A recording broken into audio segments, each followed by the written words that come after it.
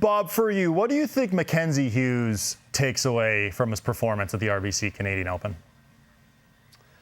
You know, I think he's got to understand that he's playing some good golf. It's hard to win any time on the PGA Tour. It's especially hard to win one particular tournament that you've singled out. And with a crowd like this and the week that these guys have, you know, to be in contention is a huge achievement for Mackenzie Hughes. But he wanted this, and he was gutted afterwards. I saw him before we did that interview. He walked by us on the way to scoring, and his head was down, and he was shaking it. And, you couldn't really see it, but I'm pretty sure he was sort of on the verge of tears. And this was something that he really wanted, and maybe he wanted it just a little bit too much.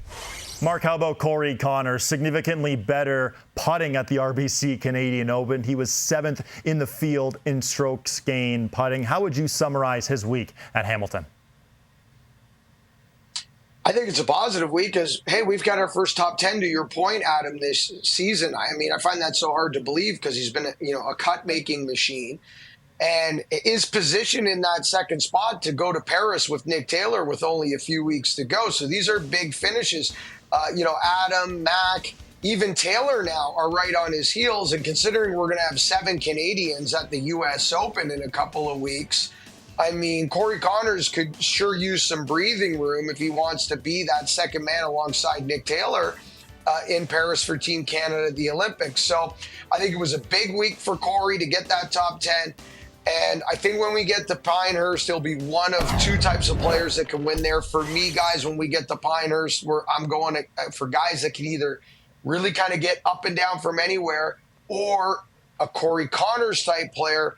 Hit it with your irons hole high all day at Pinehurst. Those screen complexes are tiny targets. They look big, but the effective area is small with the Donald Ross turtleback. So I think Corey Conners maybe just starting to come into form at the right time here, Adam.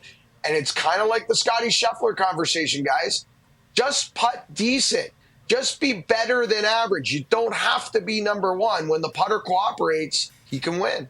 And heading into last week, Corey Conners was 2nd on the PGA Tour in strokes gained approach, 161st in strokes gained putting, so significantly better. Mark, I'm so glad you mentioned the Olympics. Bob, for you, Nick Taylor seems to be a shoo-in for at least one spot on Team Canada on the men's side. Is it Corey Conners' spot to lose for spot number 2?